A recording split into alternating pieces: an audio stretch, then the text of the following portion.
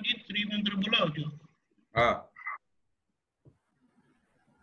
नमो वितरागाय, नमो वीतरागाय, नमो अरिहंताणम, नमो अरिहंताणम, नमो सिद्धाणम, नमो सिद्धाणम, नमो आयरियाणम, नमो आयर्याणम, नमो वज्जायाणम, नमो वज्रायाणम, नमो लोए सव साहुणम, नमो लोए सव साहुणम, ऐसो पंचन मुक्कारो, ऐसो पंचन मुक्तारो, सव पावपणासनो, सवपावपणासनो, मंगलाणम च सव्वेसिम, मंगलाणं च सर्वेसें, परमं हवै मंगलम।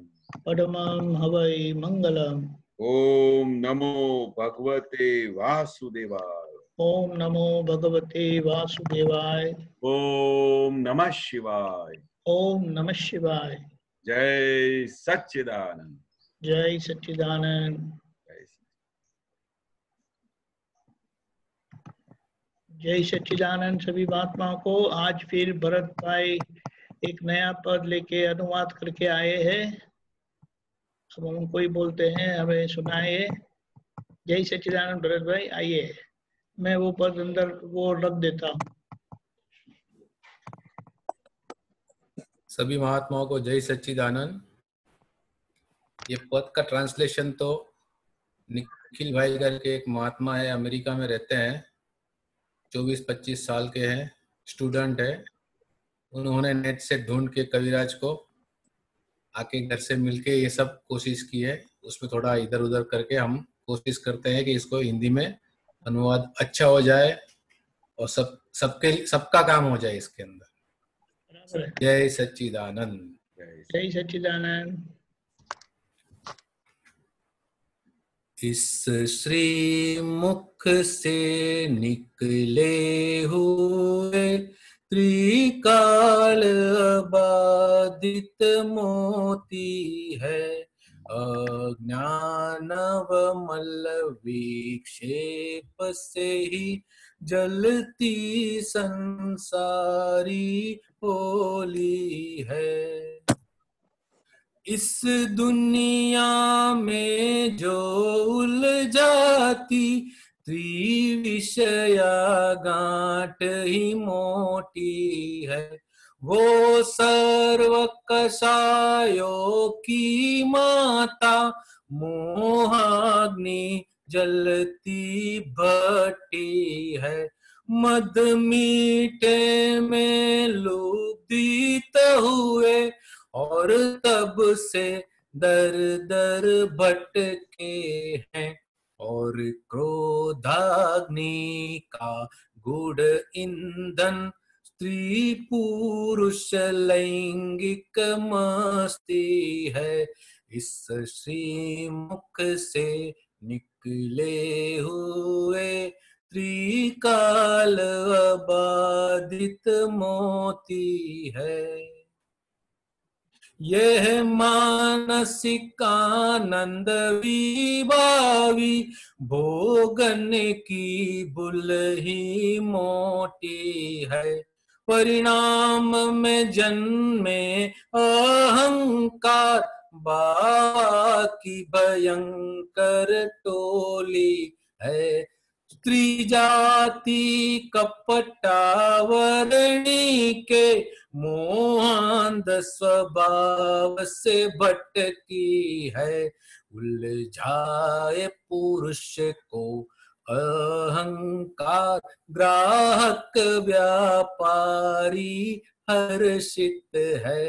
इस श्री मुख से निकले हुए त्रिकाल बाधित मोती है।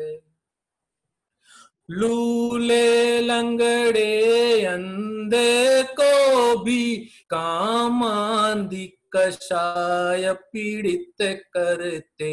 स्थूल ब्रह्मचारी या सतियों की विषय की ग्रंथि पिघलती है। स्वदारा संतोषी जीव को परलोक में सुख की आशा है। बाकी तो पाशव कर्मी को तिर्यंच या नार की वास ही है। इस श्रीमुख से निकले हुए त्रिकाल अबादित मोती है। जो आन पड़ा उसे निभा लिया, वो ज्ञानार्थी विज्ञानी है। जो खोजे मुनाफा दुनिया में, वो जीव तो घोर संसारी है। घर बार और ये रिश्तेदार, संसार तो काजल कोटड़ी है। इन जंजालों से छुटने की इच्छा कर वस्तु मोटी है। इस श्रीमुख से निकले हुए त्रिकाल अबाधित मोती है। इस मृत्यु लोकी मानव की मायुष्य की डोरी छोटी है। खुद से बल से कुछ होगा नहीं, ज्ञानी कृपा मूल शक्ति है। तप उणोदरी सतसंग समूह वितरागों ने की चाबी है। जो छुटने का सत्कामी है, वो निरपेक्षत ही सुमनी है। इस श्रीमुख से निकले हुए त्रिकाल अबाधित मोती है। दर्शन कर तीर्थंकर मूर्ति, ये निर्मल आंखें पवित्र ही है। निर्वासनी नयनों की धारा, निस्पृह संगति अनोखी है। फंडामेंटल स्व आराधन, पांच आज्ञा में गुड़ चाबी है। इस दुनिया को है उपकारी, जिसने प्रज्ञाधार पचाई है। इस श्रीमुख से निकले हुए त्रिकाल अबाधित मोती है। स्त्री पुरुष या तो नपुंसक को चित्रित पुद्गल उलझाता है।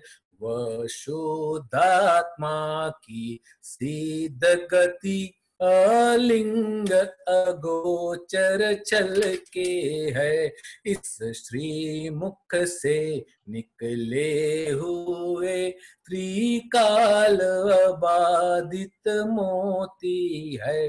अज्ञानवमल विक्षेप से ही जलती संसारी होली है। इस श्रीमुख से निकले हुए त्रिकाल अबाधित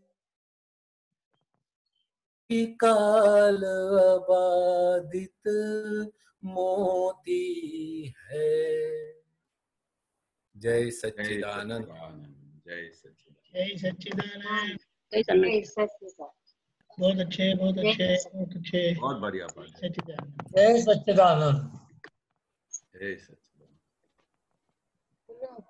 नहीं मारते नहीं बोल। किसी को प्रश्न है तो बताइएगा।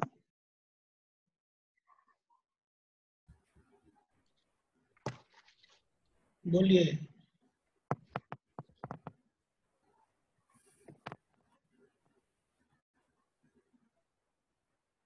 सुनानी जी आपको?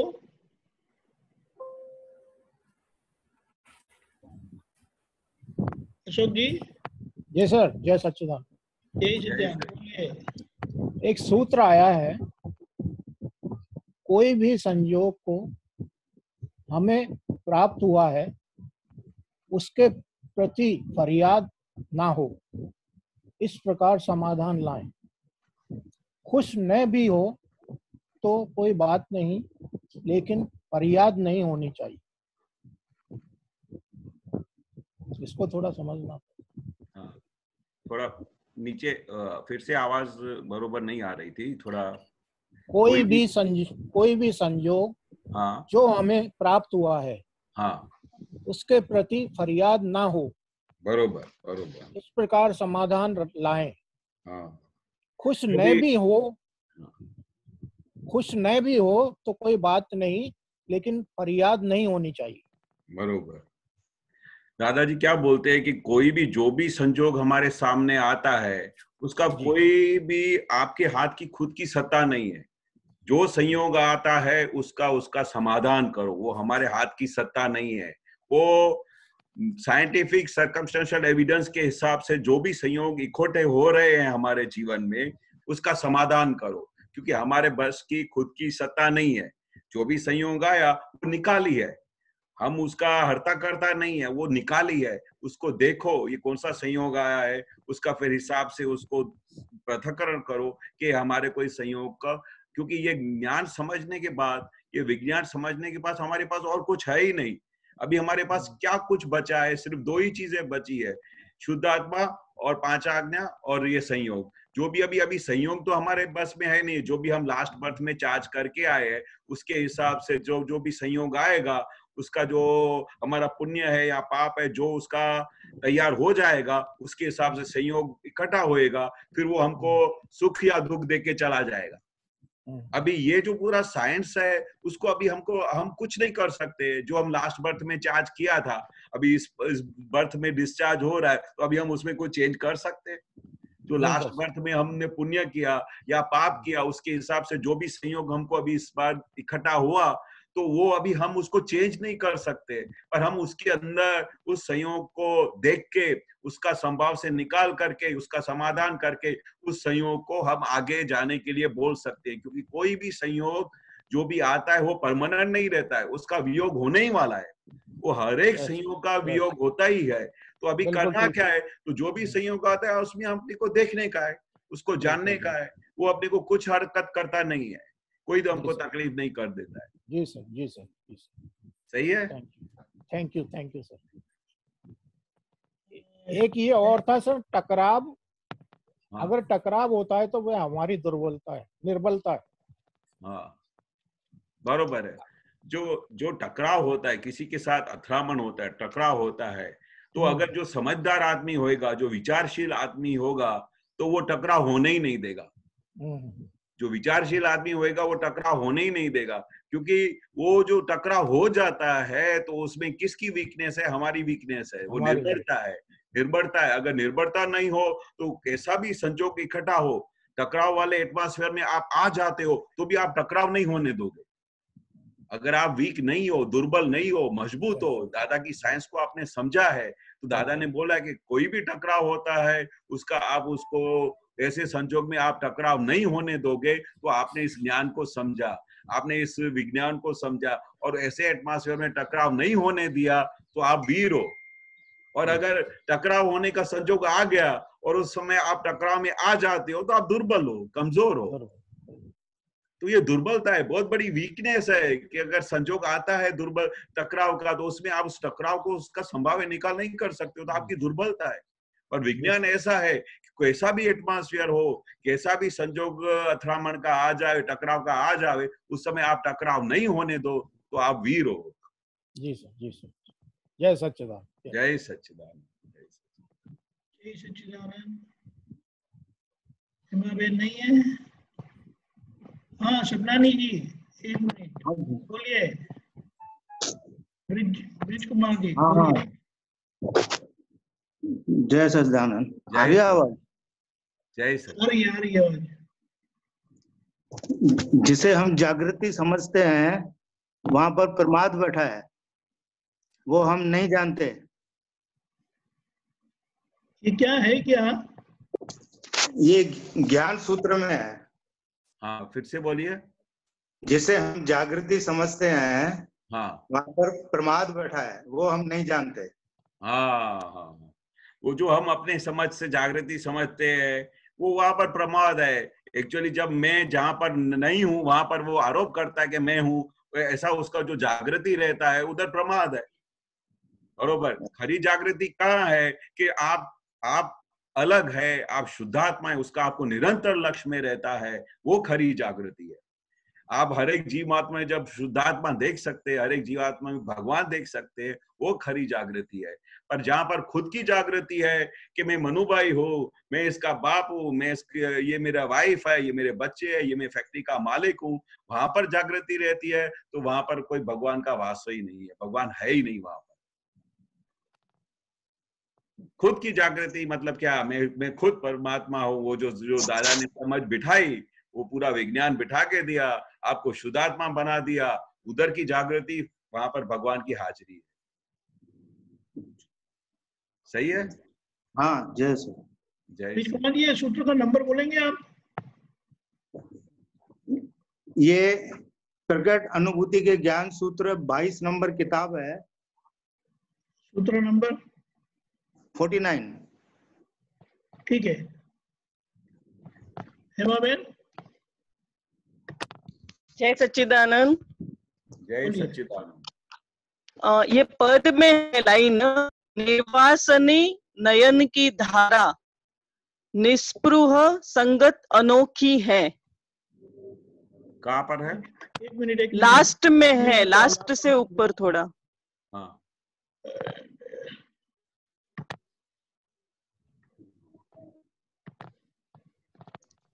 सबसे लास्ट अंजे से ऊपर है। ना ये लो, दिखाई देता है केशवानंद जी? हाँ हाँ हाँ। निर्वासनी नयनों की धारा निस्पृही संगति अनोखी है। निस्पृही नहीं जी, हाँ।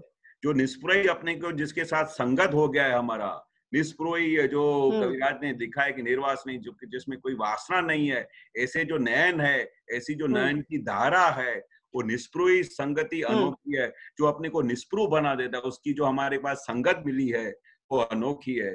बाकी हमारी नयनों की धारा में क्या होता है बाहर संसार में, ये तो दादा के विज्ञान के बाद हमारी आंखें में पूरा निर्वासना हो गया, कुछ भी उसमें वासना जैसी चीज नहीं, क्योंकि शुद्धात्मा का लक्ष्य बिठा दिया उसमें, तो उधर वासना जैसी कोई नयनों में धारा ही नहीं रही, पूरी निर्वासना की धारा बना दी उस दादा ने। तो अब उसका निस्पृह कोई अलग टच नहीं होता, ऐसा उसका अनोखा संगम हो गया। तो ये हमारे को दादा ने हमारी ऐसी नयनों की धारा देके हमारे को ऐसा निस्पृह बना दिया कि ये जो उसकी कनेक्शन हुआ है, ये कनेक्शन बहुत अनोखा हुआ है। दादा ऐसा कहना चाहते हैं।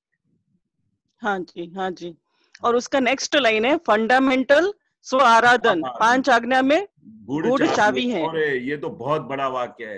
ये 5 आज्ञा की जो चाबी क्या है दादा बोलते हैं, फंडामेंटली कि दिन रात स्व आराधना के मैं शुद्धात्मा हूँ, ये स्व की आराधना है, मेरे अंदर भगवान परमात्मा बैठे, दादा भगवान बैठे, वो उसका फंडामेंटल है, बेसमेंट है।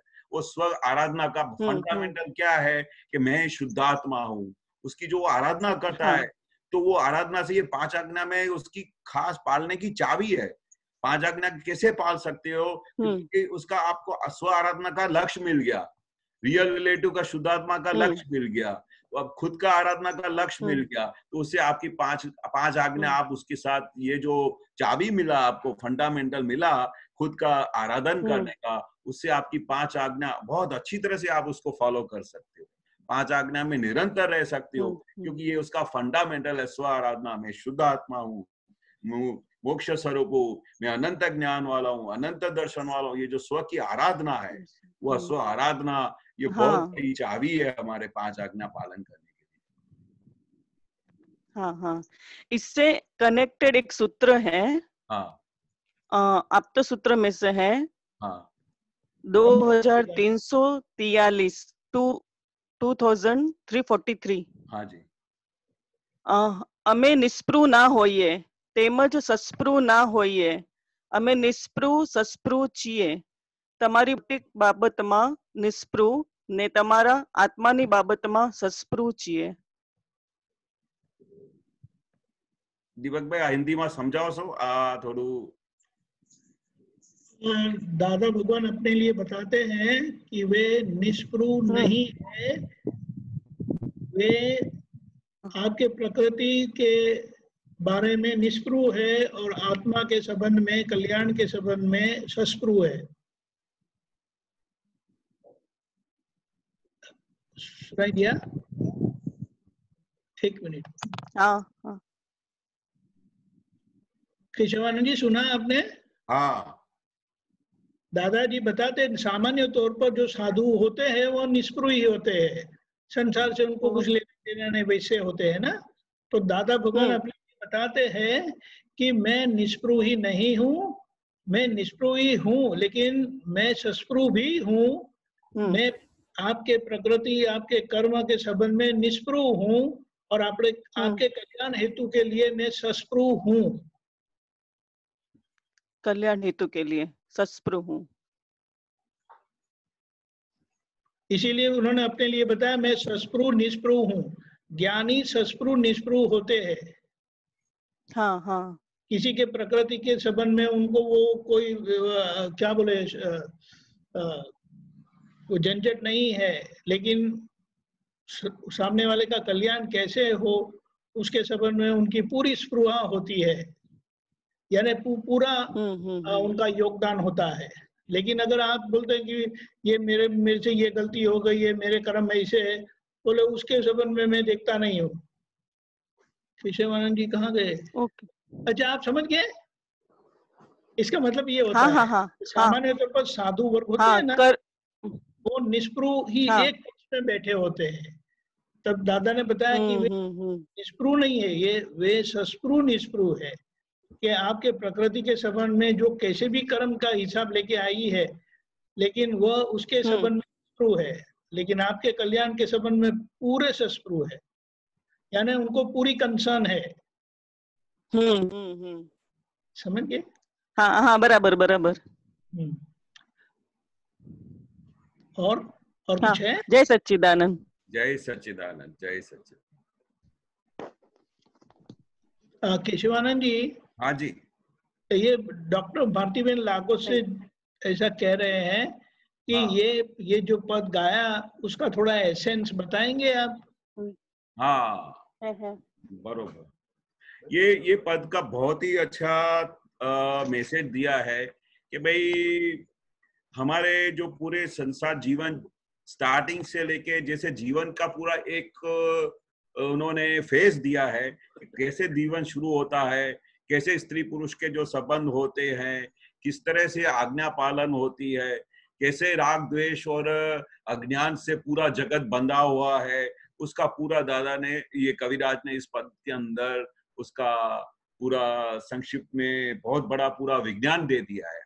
पूरा संसार देखो तो राग द्वेष और अज्ञान से बंधा हुआ है. दादाजी ने हमको राग द्वेष और अज्ञान से हमको मुक्त कर दिया, और जहां पर भी अज्ञान था वहां पर हमको ज्ञान में फुली प्रकाशित कर दिया, और राग द्वेष हमारे निकल गए तो हमारे को पूरा उसका सार मिल गया ज्ञान का. और एक बार ये ज्ञान हाथ में आ गया तो हम फिर ये मोक्ष मार्ग पे अपने पूर्णाहुति की तरफ जा सकते हैं. और सबसे बड़ा जोखमदारी दिया है स्त्री पुरुष के संबंध का दिया है कि भाई ये तीनों जो संबंध है उसका किस तरह से उसका निवारण होता है, किस तरह से एक दूसरे के साथ कनेक्शन होता है, किस तरह से हम वहां पर इस संबंधों के बीच में मार खाते हैं, उसका दादा ने कविराज ने उसका पूरा उल्लेखन दिया है कि ताकि हम उस सब संजोगों के अंदर किस तरह से अलर्ट रह सके. और आज्ञा में किस तरह से जो लास्ट में दिया है कि भाई ये जो हम आज्ञा का हमको चाबी दे दिया है, जो मूड चाबी है आज्ञा की, जिससे हम अपने खुद के स्वधर्म में रह सकते हैं. स्वधर्म हमारे हाथ में दे दिया, प्रज्ञा नाम की शक्ति दे दी, जिससे हम निरंतर इस 5 आज्ञा में रह के अपने मोक्ष मार्ग के तरफ प्रयाण कर सकते हैं. और इस पालन करने से दादा ने गारंटी दी है कि 1 से 2 अवतार के अंदर सीधा हम मोक्ष में जा सकते हैं. तो आज्ञा का पालन का वर्णन किया है. पूरे संसार में कहाँ पर अपने की मिस्टेक्स होती है उसको अलर्टनेस दिया है।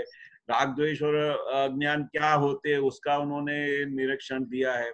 ऐसे पूरा पद का अंदर डिटेल में एक एक पैरा के अंदर रहस्य लिखा हुआ है, तो एक एक पैरा के अंदर उसका पूरा सार लिखा हुआ है संसार जीने का।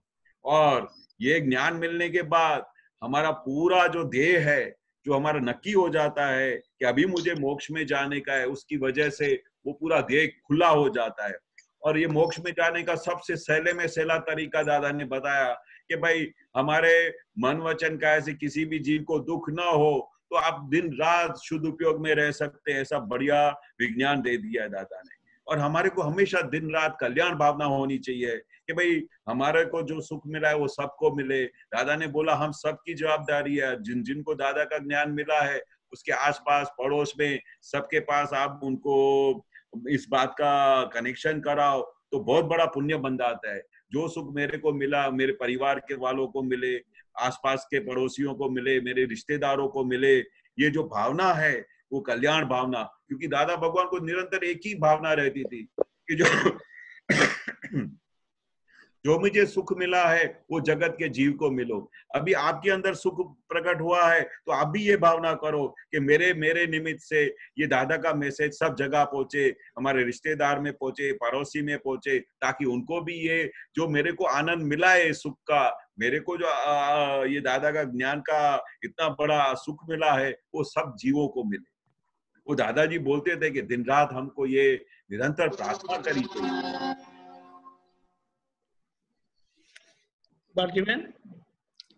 ओके, जय सच्चिदानंद। जय सच्चिदानंद। केशवानंद जी अपने रमेश जी जयपुर से पूछ रहे हैं, कहाँ है रमेश जी? हाँ रमेश जी, ये आपने जो पूछा है वो क्या है? पर्याय संसरण कषाय। हाँ, ये क्या है पूरा जरा बताएंगे तो समझ में आए। पर्याय संसरण कषाय के बारे में समझो। पर्याय संसरण और कषाय, तो ये तीन शब्द का मतलब क्या है?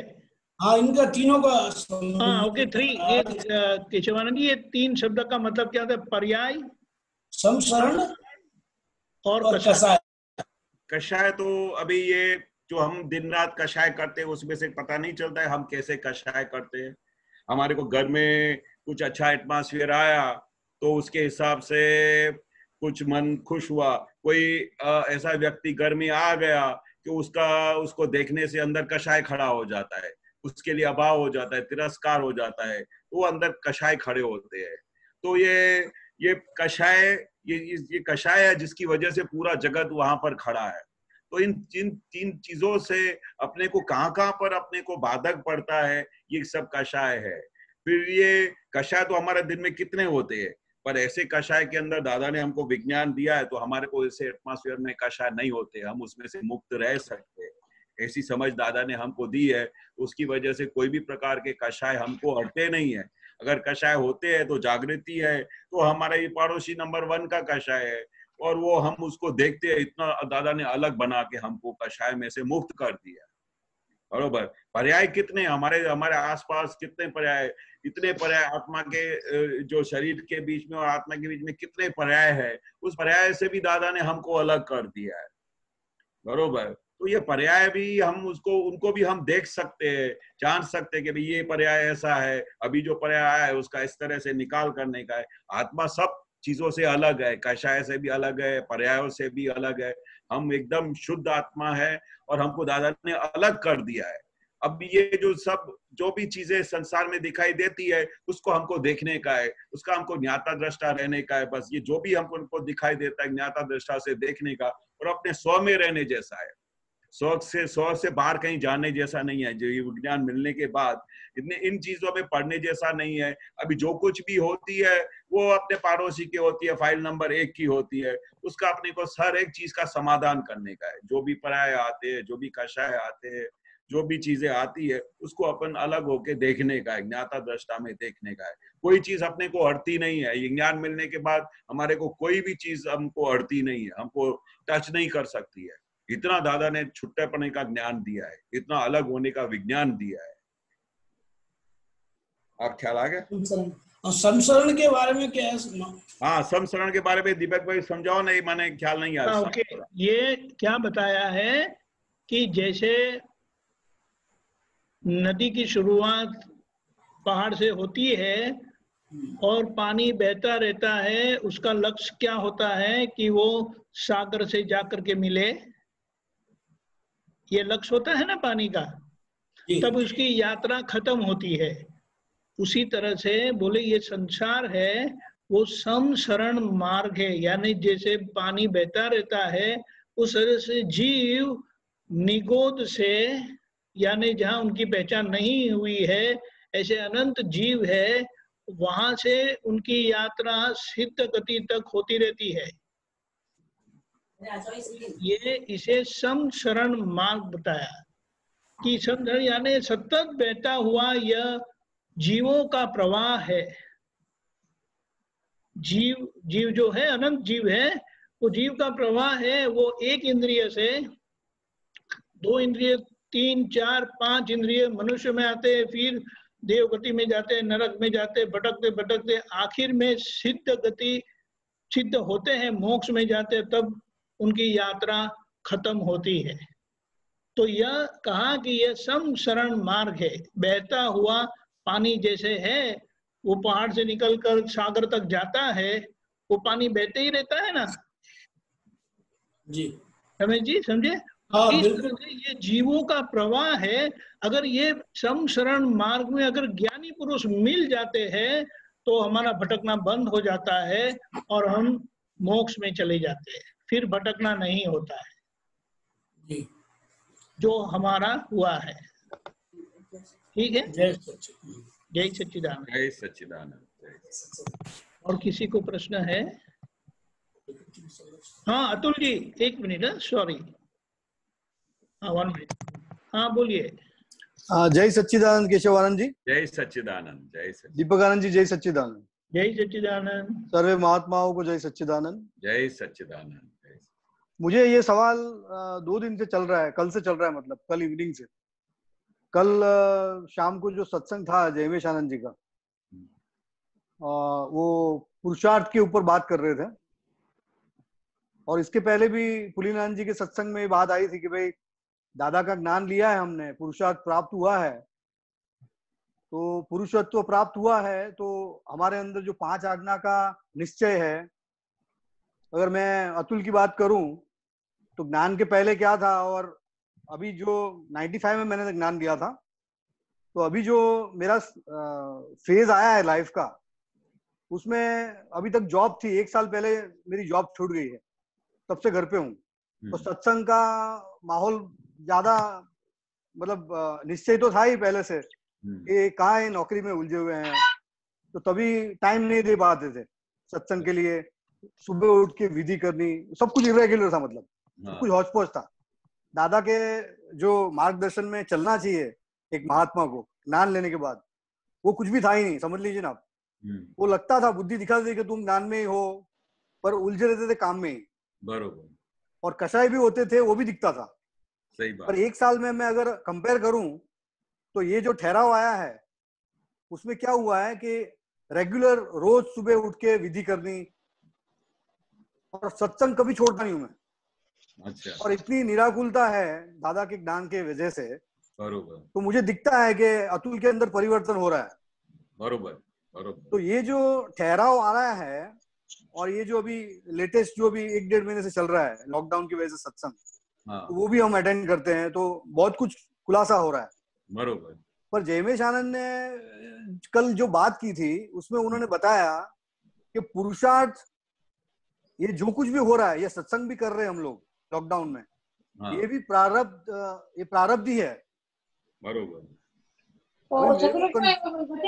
मेरे को कंफ्यूजन और सवाल ये है कि हम जब आज्ञा का पालन करते हैं तो हम मन वचन काया को देखते हैं, वो अंदर जो बाबा रूपी जो अभी अहंकार रहा है, जो निर्जीव अहंकार कहते हैं, कि पहले मैं अतुल था और अतुल से भी फ्रैक्चर होके अभी वो इंटरिम गवर्नमेंट का भाग हो गया।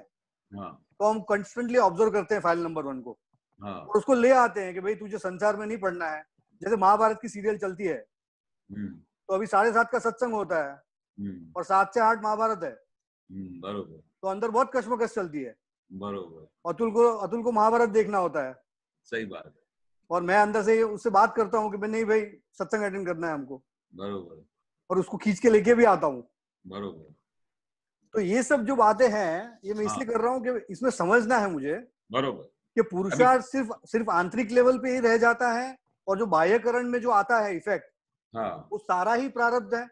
दादा ने ये भी कहा है कि आप जन्म से मरण तक हाँ, तो कुछ भी होता है आपके साथ, हाँ, तो पूरा का पूरा भाग जो है वो प्रारब्ध का है। प्रारब्ध का है, बरोबर, बरोबर। लेकिन मुझे ये जानना है कि भाई पुरुषार्थ तो काम कर ही रहा है अंदर। हाँ, अभी खरी रीते क्या है, दादा बताते हैं कि पुरुषार्थ और प्रारब्ध को समझने के लिए पूरा वर्ल्ड में दादा बोलते हैं कि उतनी उसकी समझ पड़ नहीं सकती है, क्योंकि उनकी लेवल ही नहीं है प्रारब्ध और पुरुषार्थ को समझने के लिए। पर शॉर्टकट में फिर भी दादा ने समझाया कि जो पुरुषार्थ है ना, एक्चुअली जन्म से मरण तक तो संसार के सभी लोगों के लिए प्रारब्ध ही है, पर पुरुषार्थ कब शुरू होता है? जब तुम पुरुष बन गए, पुरुष बने तुम, उसके बाद रियल पुरुषार्थ शुरू होता है। उसके पहले पुरुषार्थ तो है ही नहीं।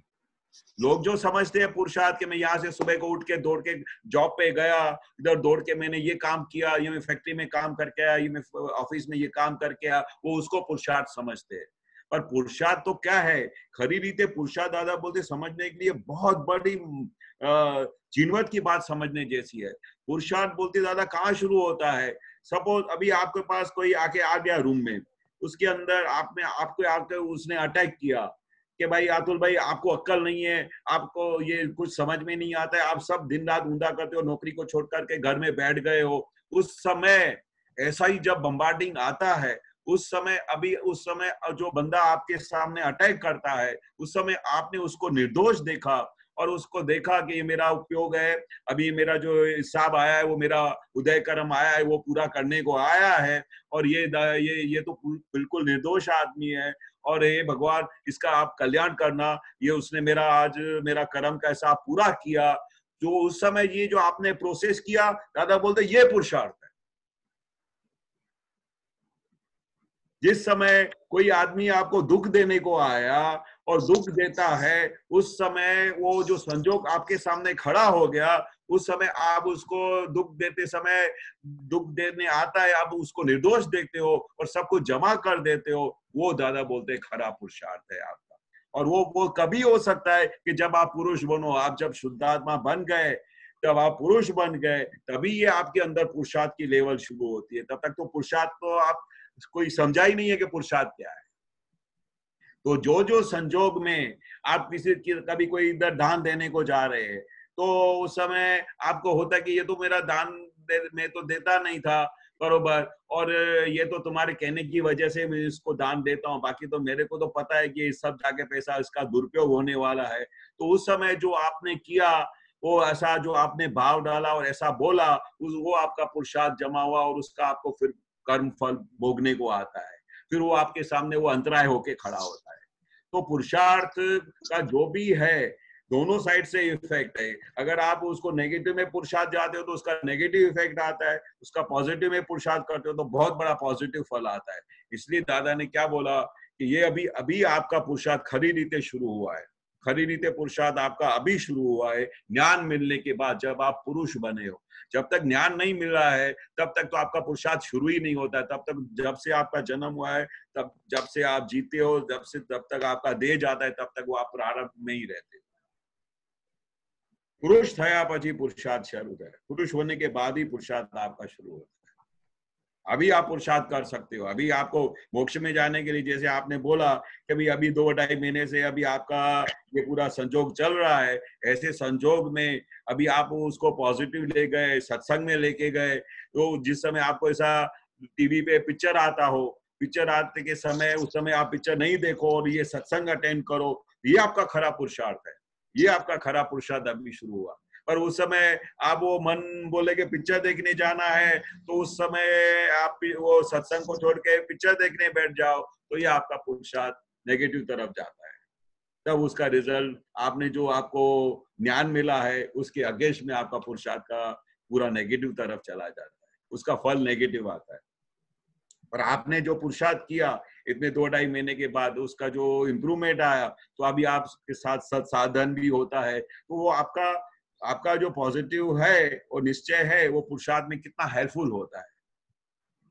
इसके लिए आपको खुद को भी अनुभव होगा कि मेरी अभी कितनी प्रगति हो रही है, पूरा विज्ञान समझ में आ रहा है, सब मेरे को दिन रात वो जो स्व में रहने से जो आनंद उभराता है वो अंदर बाहर निकलता है, और अपने आप को खुद को अंदर से सेटिस्फेक्शन होता है कि मेरा एक एक पल जो है अभी सदुपयोग में जा रहा है। जैसे दादा ने बोला था, ये ज्ञान मिलने के बाद अपना एक पल भी वेस्ट नहीं जाना चाहिए, आत्मा में ही रहना चाहिए।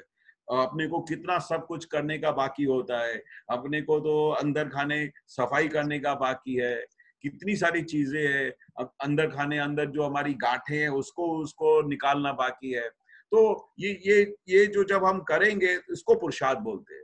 अभी आप पुरुषार्थ कर सकते हो क्योंकि अभी आप पुरुष बन गए हो। सही है?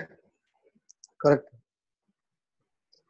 नहीं मतलब इसका कंक्लूजन ये है हाँ कि ज्ञान लेने के बाद आपकी अगर जागृति और आपका निश्चय है, हाँ, तो आपके प्रारब्ध में चाहे जो कुछ भी हो, हाँ, जो भी आना है, हाँ, वो ये इसका बैरोमीटर है कि आपकी क्षमता कितनी रहती है। हाँ, वो पुरुषार्थ में जाता है, राइट? पुरुषार्थ में जाता है ना, क्योंकि अभी आप पुरुषार्थ कर रहे हो ना, पहले आप पुरुषार्थ तो कर ही नहीं सकते हो। जब आप जानते ही नहीं थे कि आप अतुल कौन है, तो पुरुषार्थ तो वहां से शुरू भी नहीं होता है ना। अभी आपका पुरुषार्थ शुरू हो गया है, क्योंकि अभी आपको ज्ञान की हाजिरी में आपको एक एक पल का पता चलता है कि भाई अतुल भाई क्या कर रहे हैं, अभी उनका उपयोग क्या हो रहा है। अभी वो आपको लगता है कि मेरा टाइम वेस्ट जा रहा है, तो आप इसके अंदर हैंडल मारते हो कि नहीं, मुझे रियल रिलेटिव देखने का है, किसी भी हालत में मेरा उपयोग नहीं खराब होना चाहिए। तो इसको अभी आपका खरा पुरुषार्थ अभी शुरू हुआ है, और ये पुरुषार्थ आपको आगे मोक्ष की तरफ लेके जाएगा, आपकी जागृति की तरफ लेके जाएगा, आपके हर एक संयोग में आपको समाधान देगा। अभी आपका पुरुषार्थ काम करेगा बहुत। और इधर ज्यादा बोलते हैं पुरुषार्थ की बहुत जरूरत है, दोनों साइड से, अंदर आत्मा की तरफ से, बाहर की भी तरफ से। तो आपके बाह्यकरण में निर्मलता अगर आती है, हाँ, तो यहाँ कंफ्यूजन मेरे को क्या है कि भाई पुरुषार्थ की वजह से आप ज्ञान में रहते हो, उसकी वजह से जो फाइल नंबर है उसमें जो पहले कषाय दिखते थे वो निर्मूल हो गए हैं। हाँ, कषाय तो निर्मूल तो होते नहीं है। कषाय तो अभी कषाय धीरे धीरे अभी एंड तक तो कभी संजोग आपको नहीं मिला है, इसलिए आपको लगता है कि अभी 2.5 महीने से संजोग शांत है, तो आपको लगता है कि कषाय नहीं है। पर ऐसा कोई संजोग आपके सामने ऑफिस वाला आ जाएगा तो खड़ा हो जाएगा, तो उसी समय आपका पुरुषार्थ शुरू होएगा। अभी आपको ऐसा लगता है कि अभी कषाय नहीं है, कषाय निर्मूल तो कब होएगा कि धीरे धीरे धीरे धीरे अभी ये जो संजोग आएंगे, कभी ऐसा संजोग खड़ा हो गया, आपके ऑफिस वाला आदमी आके खड़ा हो गया आपके सामने ऊंधा सीधा बात करने लगा, तो उस संजोग में आपकी क्षमता रही, उधर फिर आपका पुरुषार्थ काम करता है। अभी आपका कंप्लीट नहीं हो गया है, कंप्लीट धीरे धीरे होता जाएगा, पर अभी आपको संजोग सब शांति का है। घर में आप एक रूम में बैठे हो, बाहर से कोई भी संजोग आपको डिस्टर्ब नहीं करता है, तो आपको लगेगा कि शायद बिल्कुल खलास हो गया। पर जैसे ही आपके साथ में कोई वो संजोग खड़ा हो गया, कोई बाहर का फाइल आ गया और उसने कुछ गलत बोल दिया या कुछ गलत काम कर दिया, तो उस समय जब आपके अंदर कषाय खड़ा होता है, उस समय आपने उसको देखा, उसको जाना, और उस कषाय को आपने निर्मूल किया, और उस समय उसका समाधान किया, और आपको टच नहीं होने दिया। वो टच नहीं होने दिया, उसको निर्दोष देखा, उधर आपका पुरुषार्थ काम करता है। बाकी ये जो आपको सहज हो गया या आपके अंदर सब हो गया, वो तो दादा की कृपा का फल है। जो उन्होंने ज्ञान दिया है, वो उसकी कृपा के फल की वजह से आपके अंदर अंतस्करण बहुत सहज हो गया, आपके चारों तरफ से शांति हो गई, आपका समाधान हो गया, आपको सुख मिलता है। ये दादा की कृपा का फल है, वो ज्ञान का फल है। वो ज्ञान की जो हमारे पे दादा ने विधि करके वो हमारा सब साफ कर दिया, जिसकी वजह से हमको ये अभी प्रतीति बैठ गई है, और उसका अपने को सुख उभराता है। क्योंकि जब छुट्टे हो जाते हैं ना, तब से ही अपना सुख बढ़ना शुरू हो जाता है। हम अलग हो गए, तब से हमारा सुख बढ़ना शुरू हो गया। तो अभी वो जो संजोग आया है, वो दादा की कृपा से आया है। पर अभी जो बाकी का जो अभी डिस्चार्ज में जो भी कषाय होंगे, जो भी वो संजोग आएंगे, वो तो आते ही रहने वाले हैं। उसको अपने को देखते जाने का है। मन में विचार क्या विचार, मन कोई बंद नहीं हो गया है, हमारा मन वचन काया, तो वो जो वर्गन हमको लगी हुई है वो तो हमारे जब तक देह है तब तक रहने ही वाला है, अंतस्करण हमारा रहने वाला है। पर अंतस्करण में अगर मन में किसी के लिए अभाव होता है, कभी किसी के लिए भाव खराब होता है, वहां पर अपने को उसको यू टर्न मार के उसको वापस लेके आए कि ये तुम क्या कर रहे हो, उसके लिए किस तरह से आप उसका विचार गलत कर रहे हो। तो ऐसे जो आप करोगे तो उसका फिर आपको नेक्स्ट बर्थ में फिर फल भोगने को आएगा। इसलिए उस समय आप वो उसको साफ करके, उसको निर्दोष करके, खुद पश्चाताप करके फिर अंदर प्रतिक्रमण करते हो, वो सब पुरुषार्थ में जाता है। क्योंकि ये जो प्रोसेस है, ये तो जब तक हमारा केवल ज्ञान नहीं होता है तब तक ये चलने वाला है। ये जब तक है ये चलने वाला है, ये रोज के संजोग आते रहेंगे और रोज के संजोग में हमको वो पुरुषार्थ को साथ में लेके चलने का है। और जिस समय ये संजोग आते हैं, अभी आपके हाथ में खरा पुरुषार्थ अभी आप कर सकते हो। पहले जब तक आप अतुल भाई से एकाकार थे तब तक तो पुरुषार्थ तो शुरू ही नहीं होता है। तब तक तो आपकी बात सही है कि जब से जन्म होता है, जब से देह छूटता है, तब तक वो प्रारब्ध ही रहता है। करेक्ट। पर खरा पुरुषार्थ अभी आपका अभी शुरू हुआ है, ज्ञान मिलने के बाद, ये समझ मिलने के बाद। बाकी आज जो आपको सहज रहता है, वो सब कुछ रहता है, वो दादा की कृपा का फल है। अभी ये संजोग आपके पास आया, आपने खुद ही बताया कि पहले ऐसा संजोग था कि अभी आपको टाइम ही नहीं मिलता था, बरोबर। पर अभी ये वायरस की वजह से अभी आपको मौका मिल गया 2-2.5 महीने में, तो इसमें कितना बड़ा इंप्रूवमेंट हो गया। तो दादा ये कहना चाहते हैं कि ये संजोग आप हमेशा ऐसा रखो कि ये हमारा देह का ठिकाना नहीं है। हमको बोलते थे दादा कि भाई आपको पता है कि आप कितने दिन जीने वाले हो, आपके कितने श्वास है, आपको पता है। फिर पूछते थे आपको पता है कि इतनी हाई कर रहे हो तो आप अपने साथ ऊपर क्या लेके जाने वाले हो। ये हमसे बार बार सवाल करते थे दादाजी। जब अपने को पता ही नहीं है कि हम कितने श्वास लेके आए हैं, दादाजी बोलते हैं, और ऊपर कुछ लेके जाने का नहीं है, तो सहज रीते तुम अपना जीवन व्यवहार में जो भी ड्यूटी मिला है सहज रीते करो। लक्ष्मी का बहुत आराधन करने की भी जरूरत नहीं है। जितना लक्ष्मी के बाद पीछे दौड़ोगे उतना लक्ष्मी आपसे दूर जाएगी। तो लक्ष्मी को क्या है कि वो सहज रीते, जैसे सहज रीते ही आती है। जो तुम्हारा लास्ट बर्थ का पुण्य किया है उसके हिसाब से लक्ष्मी आती है। उसमें आपको इतनी कोई हाई करने की जरूरत नहीं है। ये तो आप अज्ञान दशा में कि मैं बहुत मेहनत करूंगा, बहुत ये करूंगा, बहुत काम करूंगा तो लक्ष्मी आएगी, ऐसा नहीं है। लक्ष्मी की दादा बोलते हम इच्छा ही नहीं किया लाइफ में, एक बार भी लक्ष्मी के बारे में सोचना। लक्ष्मी सहज रीते आती है। जो तुम्हारा हिसाब है लास्ट बर्थ का, जो लास्ट बर्थ में आपने पुण्य किया है, उस पुण्य के हिसाब से आपको जो लक्ष्मी आने वाली है वो आने ही वाली है। ये तो खाली आप कर्म फल में देखती हो कि मैं काम कर रहा हूँ, मैं मेहनत कर रहा हूँ, इसके लिए आती है। वो तो आपको डिस्चार्ज पे सिर्फ देखने का है। बाकी दादा बोलते हैं अभी आपको रियलाइज हो गया, ये ज्ञान मिला, तो अभी आपकी जागृति ऐसी होनी चाहिए कि आपका 1 मिनट नहीं जाना चाहिए, अपना उपयोग दिन रात आत्मा में रहना चाहिए। क्योंकि हमारा ध्येय क्या है, सबसे पहले दादा पूछते तुम्हारा ध्येय क्या है, तो तुम्हारा ध्येय क्या है कि मुझे मोक्ष जाने का है। और अभी आपका ध्येय नक्की हो गया, तो अभी हमारा पुरुषार्थ भी हमको हाथ में मिल गया, तो अभी हमको सहज रीते उस डायरेक्शन में दौड़े जाने का। जय सच्चिदानंद। जय सच्चिदानंद। जय सच्चिदानंद। जय सच्चिदानंद स्वामी जी। जय हाँ स्वामी जी, ये होता है कि अगर हमारा कोई काम समय पे हम नहीं करते हैं तो हमें ना चिड़चिड़ आने लगती है कि जैसे बहुत सारे काम हो, तो उस वक्त एक अंदर से बहुत ज्यादा व्याकुलता होने लगती है। हाँ। तो एक सिस्टमेटिक तरीके से फाइल नंबर 1 के साथ हम कैसे डीलिंग करें कि वो सिस्टमेटिक हो सके। बहुत अच्छा है। बहुत आप उसको क्या कर सकते हो कि मन को पहले तो स्टडी करने को सीखने का कि भाई मन क्या बोलता है। सबसे पहले क्या होना चाहिए कि भाई आपको नहीं समझ में आता है तो उसका एक नोटबुक लेके बैठने का, उसका ग्राफ बनाने का कि भाई मेरे को किस बात पे चिढ़ चढ़ती है, क्यों ऐसा, कौन सा काम करने का है। तो माइंड में ऐसा प्लानिंग करने का कि भाई मैं सबसे पहला ये काम करती हूँ, उसका लिखो, फिर दूसरा काम, फिर तीसरा काम, ऐसा ग्राफ बनाने का। ग्राफ बनाने के बाद फिर एक एक काम को अटेंड करने का।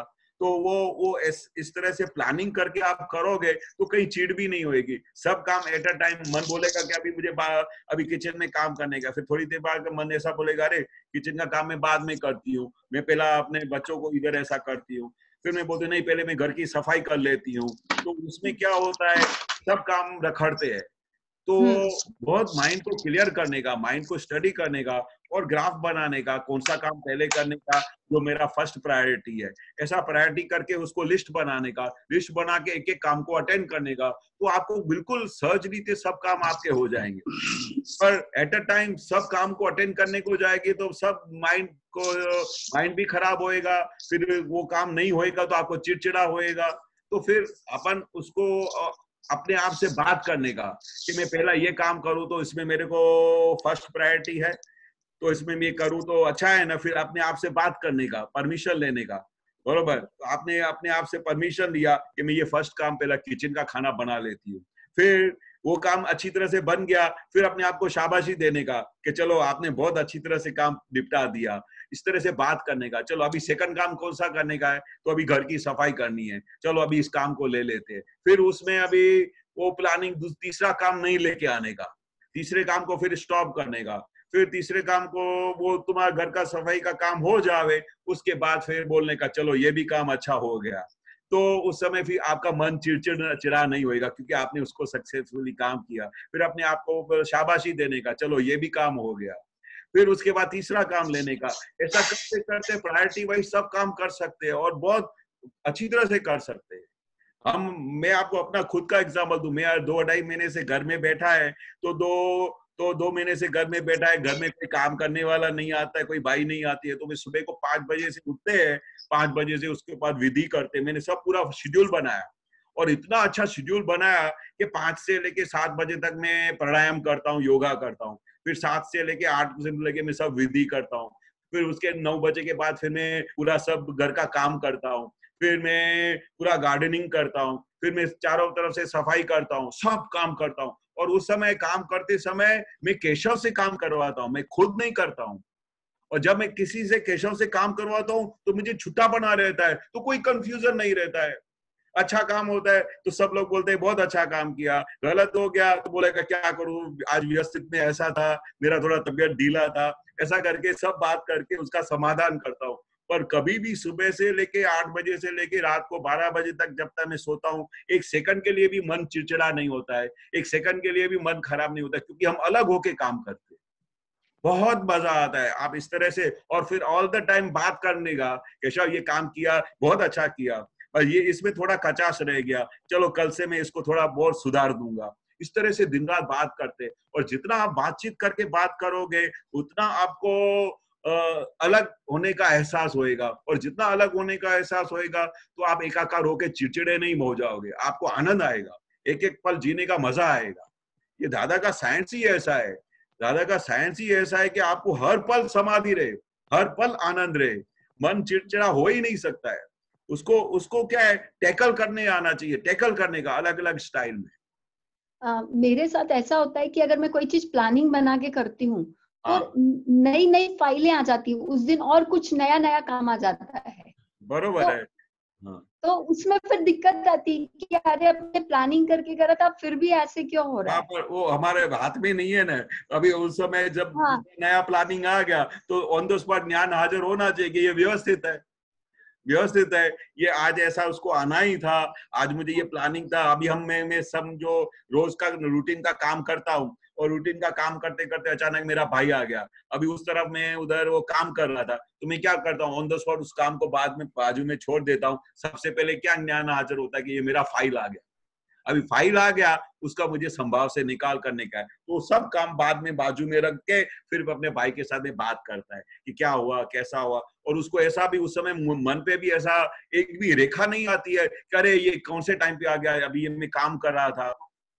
तो वो क्या है कि अंतस्करण को पूरा स्टडी होना चाहिए कि वो क्या कर रहा है। अगर ऊंधा बोलता है तो उसको सीधा करने का। बोला नहीं, दादा ने नहीं बोला है कि कोई भी आता है तो पहले उसमें शुद्धात्मा देखो, फिर ऐसा नहीं बोलने का कि भाई अभी तुम कहाँ से आ गए, अभी ये कोई आने का टाइम है, ऐसा नहीं बोलने का। वो तो हमारा फाइल है, व्यवस्थित शक्ति के हिसाब से वो कर्म वो चालू हुआ है, वो कर्म का पूरा टाइम पूरा होएगा, वो संजोग आया है वो पूरा हो जाएगा।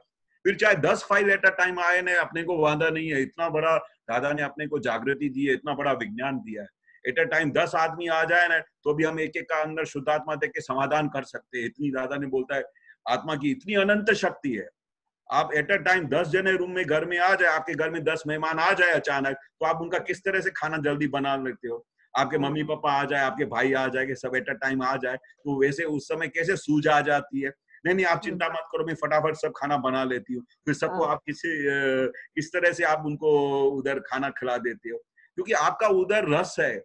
आपका जिधर जिधर रस रहेगा ना, उधर काम, उधर सूझ ऑटोमेटिक आ जाएगी और अच्छी तरह से काम हो जाएगा। जब तक आप उनको डायरेक्शन दोगे ना, डायरेक्शन, तो उस डायरेक्शन देने से, उससे बातचीत करने से हर एक काम अच्छा हो सकता है। फिर चाहे एट अ टाइम कितने भी फाइल क्यों ना आ जाए सामने।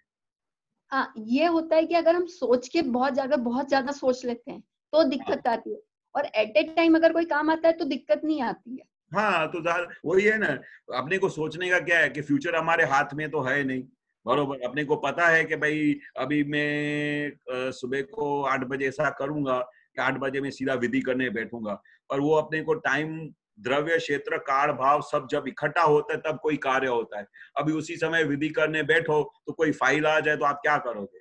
तो आपने एडवांस प्लानिंग नहीं करने का। जो अगर एडवांस प्लानिंग करते हो तो हमारे हिसाब से कोई भी प्लानिंग चलती नहीं है, वो व्यवस्थित के ताबे में है। तो व्यवस्थित के ताबे में जो जो संजोग आता है, लिव इन द प्रेजेंट रहने का, जो प्रेजेंट में जो संजोग आया उसका समाधान करने का। ठीक है। हाँ, उसके पहले एडवांस प्लानिंग करने का बहुत जरूरत नहीं है, बरोबर। सहज रीते आप प्लानिंग कर सकते हो, सहज रीते ग्राफ बना सकते हो, मैं सुबह को ये काम करेंगे, पर उसके बीच में अगर कोई भी नई चीज आ गई तो उसका ऑन द स्पॉट समाधान करो और उनको ऑन द स्पॉट उसको सॉल्यूशन करो। और वो इतनी शक्ति दादा ने हम सबको दी हुई है, इतनी सूझ दी हुई है, इतनी समझ दी हुई है, क्योंकि अभी हम खुद से अलग हो गए। ये हमारा फाइल नंबर 1 है, हमारा पड़ोसी है, पड़ोसी के साथ कैसे डील करने का तो अपने को सब आता है। ठीक है, आया समझ में। ठीक, जय सच्चिदानंद। जय सच्चिदानंद। जय सच्चिदानंद। आखिर का एक सवाल ले पाएंगे? कोई है तो बताइए।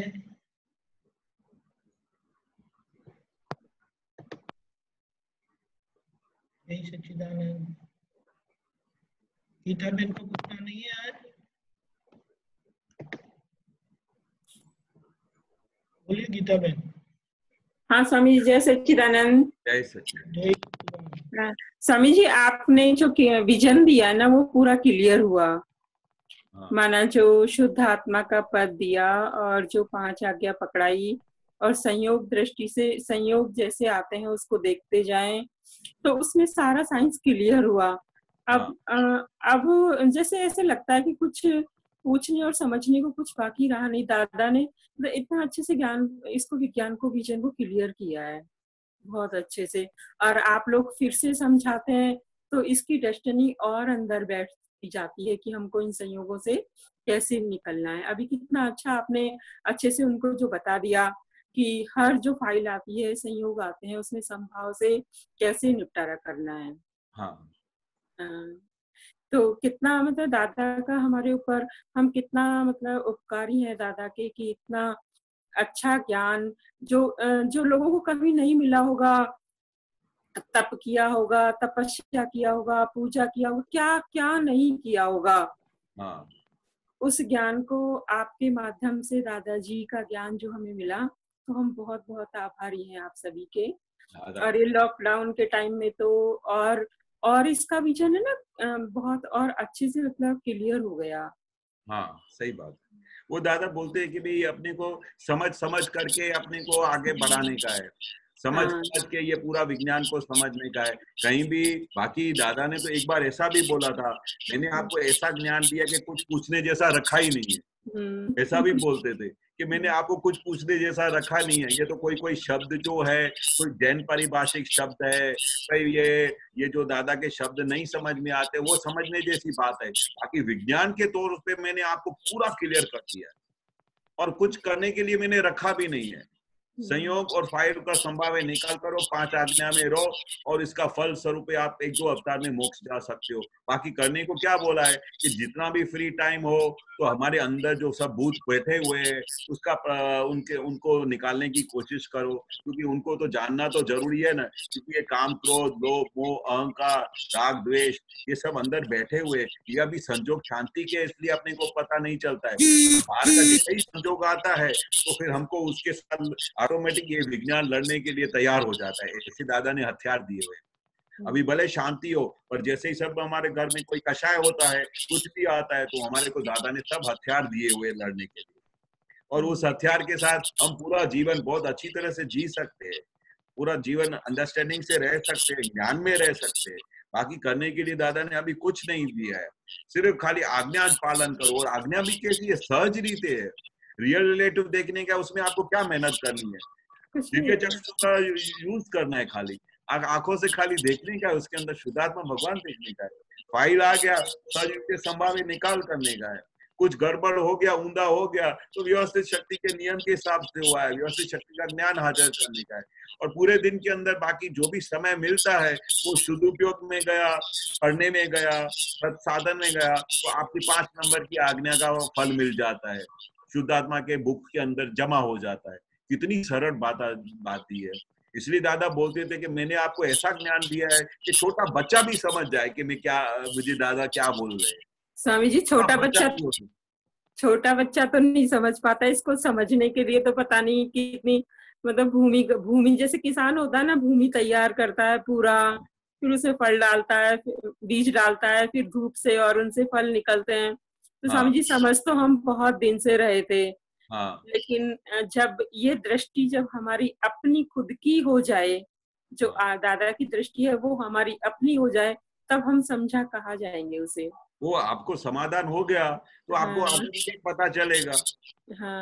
आपको पता चल ही जाएगा कि मेरी दृष्टि, दादा बोलते हैं कि भाई हमको बॉम्बे जाना हो तो अभी उधर बॉम्बे की जैसे जैसे स्टेशन नजदीक आएगी तो आपको पता चलेगा ना कि अभी मैं यहाँ वापी पहुंचा हूँ, ये सूरत पहुंचा हूँ, अभी अपना बॉम्बे सेंट्रल पहुंचने की तैयारी है। तो ये आपको खुद ही पता चलेगा इंटरनली। ये साइंस ऐसी दादा ने दी है, अंदर प्रज्ञा शक्ति ऐसी बिठाई है जो आपको जो अंदर से सुख आएगा उसमें से आपको खुद ही पता चलेगा कि मैं अपने डेस्टिनेशन की तरफ नजदीक जा रही हूँ। मेरा भी जो रास्ता है वो सही है, क्योंकि आपको समाधान मिल रहा है, आपको अंदर से सुख उभरा रहा है, आपके घर में कषाय नहीं हो रहे हैं, आप सबके अंदर शुद्धात्मा देख रहे हैं, हर एक फाइल का आप संभाव से निकाल कर रहे हैं। तो आप इस ज्ञान में कितना हाजिर है, और वो जो आप और किसी जीव मात्र को दुख नहीं दे रहे हैं, सबको सुख दे रहे हैं। तो ये जो सब जो आपकी प्रोसेस चल रही है उसमें से आपको तारण मिल जाता है कि you are on the right track. और पुण्य के हिसाब से तो आपको मिला है। अगर आपका पुण्य नहीं होता तो दादा बोलते हैं कि दादा का ये 2 शब्द भी सुनने को नहीं मिले। सही बात है। आपका पुण्य जबरदस्त है जो दादा भगवान का विज्ञान सुनने को मिलता है। बाकी दादा बोले कि कितने जन्मों की पुण्य ही हो ना, तो दादा भगवान की बात समझ में नहीं आए लोगों को, और ये आपको बात समझ में आती है तो आपका कितना पुण्य है। बाकी ये बहुत सहली बात नहीं है। कितनी अबज की बस्ती में किसी जूझ लोगों को ये ज्ञान की समझ आ रही है, बाकी सबको नहीं समझ में आते। बाकी आप बोलते दादा माथा फोड़ करके थक जाएंगे ना, तो भी दादा की बात समझ में नहीं आएगी। ये कुछ जो पुण्यशाली लोग हैं जिनको ये बात समझ में आती है, और जिन्होंने लास्ट बर्थ में ऐसा डिसाइड किया होगा कि मुझे मोक्ष जाने का है, मुझे किसी ज्ञानी पुरुष का दर्शन हो, मुझे ज्ञानी पुरुष की बात का कुछ मेल मिलाप हो, ऐसा आपने लास्ट बर्थ में भावना की होगी, तभी आप इधर आप सामने आए हो। बाकी तो कोई नहीं, तो ये ज्ञान भी मिलना बहुत मुश्किल बात है, बहुत मुश्किल बात है। यानी आपका दुनिया बहुत अच्छा है जिसकी वजह से ये संजोग इकट्ठे हुए। स्वामी जी, तब भी आप लोगों को सुनना बहुत मीठा लगता है, अच्छा लगता है। बस दादा की कृपा है, और आपके ऊपर दादा की कृपा है कि दादा ऐसे संजोग इकट्ठे कर देते हैं। इतने सब आप तो पुत्र का सत्संग मिलता है, तो आपका भी बहुत पुण्य है, हमारा भी पुण्य है, हमारा भी ज्ञान बढ़ता है, हमको भी आपसे सीखने को मिलता है। इसलिए सबका कल्याण हो रहा है। इसलिए तो दादा ने इनको स्वाध्याय बोला, हम एक दूसरे के साथ स्वाध्याय कर रहे हैं। एक दूसरे ऐसे लगता है स्वामी जी, आप लोग ही हमारा परिवार हो। जो वास्तविक परिवार है ना, वो तो लगता है कि कर्म प्राणी है, कर्म भूमि के लोग हैं। फाइल। स्वामी जी, बहुत अच्छा लगा आपसे बहुत अच्छा लगता है बात करके। जय सच्चिदानंद स्वामी जी। जय सच्चिदानंद। हमारा समय हो गया है, की आप त्रिमंत्र बुलाए। हाँ। नमो वितरागाय, नमो वितरागाय, नमो अरिहंताणम, नमो अरिहंताणम, नमो सिद्धाणम, नमो सिद्धाणम नमो आयरियाणम नमो आयरियाणम नमो उवज्जायाणम नमो उच्चायाणम नमो लोये सव साहुणम नमो लोये सव साहुणम ऐसो पंचन मुक्कारो ऐसो पंचन मुक्कारो शव पावपणासनो सव्वे पावे पणासनो मंगलाणं च सव्वेसिं मंगलाणं च सव्वेसिं परमं हवै मंगलम् परमं हवै मंगलम् ओम नमो भगवते वासुदेवाय ओम नमो भगवते वासुदेवाय ओम नमः शिवाय ओम नमः शिवाय जय सच्चिदानंद जय सच्चिदानंद जय सच्चिदानंद।